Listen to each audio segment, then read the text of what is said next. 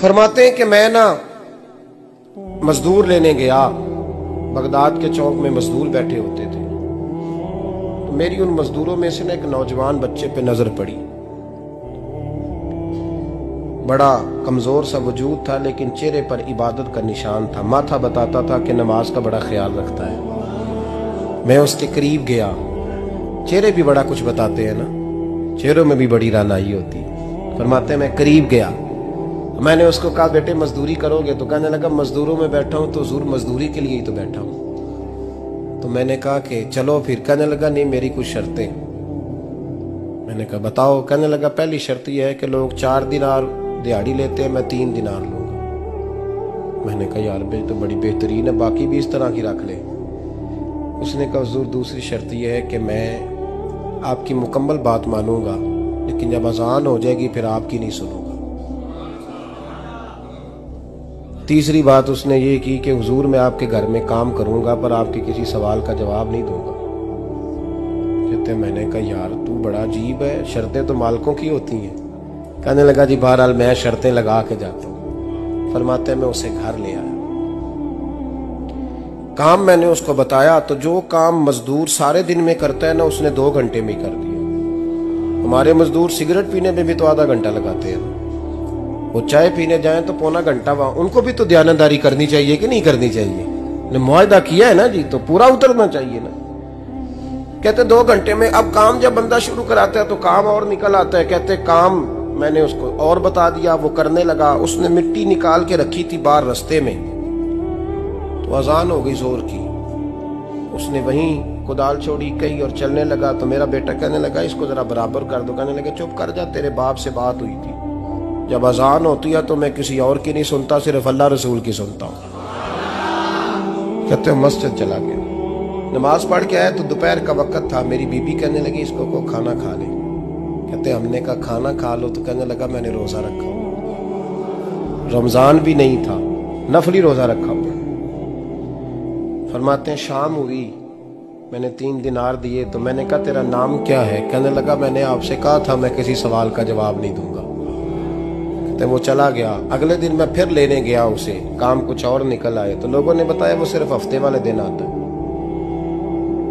मैंने कहा क्यों? कहने लगे जी वो कहता है मेरा हफ्ते का खर्चा 3 दिनार है, जब 3 दिनार कमा लेता हूं तो बाकी सारा टाइम अल्लाह रसूल की जिक्र में गुजार दिया करता हूं। फरमाते हैं अजीब। अगले हफ्ते मैं फिर लेने गया, मैंने पूरा हफ्ता इंतजार किया कि काम उसी से कराना है। मैं जब गया तो मैंने कहा चलो। कहने लगा मेरी शर्तें याद है ना? और मैंने कहा याद है भाई साथ चल। फरमाते हैं काम कराया। 2-3 हफ्ते वो आता रहा। एक हफ्ते में गया तो लोगों ने कहा हुजूर आज नहीं आया। क्यों? कहने लगे बीमार हो गए। कहाँ घर है? कहने लगे बगदाद के कब्रिस्तान के पीछे जो कच्ची आबादी है उसमें रहता है। फरमाते मैं गया, दरवाजे पे दस्तक दी तो कहने लगा हुजूर आप हैं? दरवाजा खोला है, आ जाइए। फरमाते हैं मैं अंदर गया तो मैंने कहा तुम्हें कैसे पता चला मैं आया हूँ? कहने लगा हुजूर अल्लाह वाले हो, आप नहीं आना था, वरना अमीर तो गरीबों का पता लेने कोई नहीं आते। कहते मैं करीब गया तो कहने लगा मैं आपका इंतजार कर रहा था, तेज बुखार है, तप रहा। जेब से कुछ पैसे निकाले, कहने लगा ये पैसे रखने। एक अंगूठी निकाली, कहने लगा हुजूर आज रात को मेरा इंतकाल हो जाएगा, इन पैसों का कफन खरीद के सुबह जनाजा पढ़ के मुझे दफन कर देना, और जब दफन करो तो ये अंगूठी लेके असर के बाद हारून रशीद के पास जाना। आप उसे कहना मैंने मिलना है पर वो आपको टाइम नहीं देगा।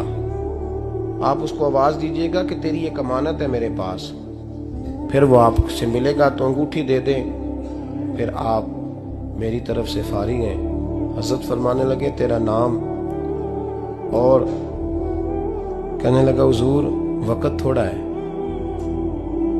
आज रात मैंने जाना है, बड़ी लंबी माफी मांगनी है रब करीम से, अगर मुनासिब समझे तो मुझे अपने रब से तन्हाई कर देने। फरमाते हैं मैं आ गया पर उसकी बातों ने मुझे सारी रात सोने नहीं दिया।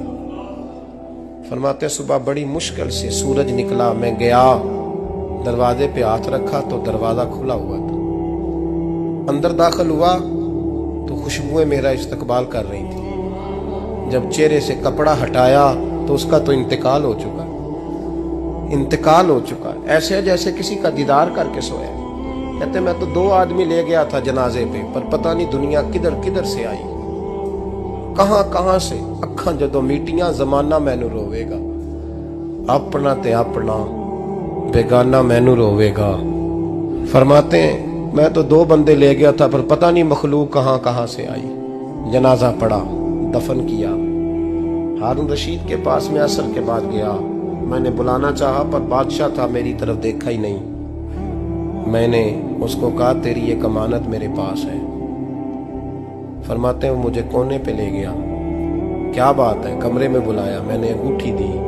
हारून रशीद तो चीखे मारने लगा, कहने लगा अंगूठी वाला कहाँ है? मैंने कहा वो तो इंतकाल कर गया। कहने लगा मुझे कब्र पे ले चल। कहते मैं कब्र पे लाया तो वो लेट गया, तड़प के रोने लगा।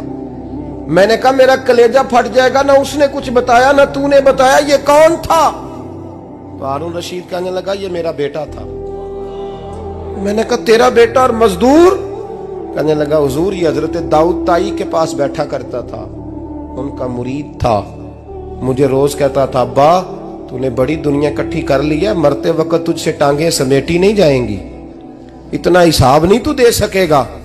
मैं इसको समझा देता, इसकी अम्मा समझा देती। ये रोज हमें कहता छोड़ दो, आ जाओ अल्लाह रसूल की बारगाह में झुक जाएं। हम समझ। एक दिन ये चला गया, कहने लगा फिर तुम्हारा रास्ता और है और मेरा रास्ता और है। ये सोने की अंगूठी गलती से इसके पास रह गई, गलती से हीरे की अंगूठी चली गई।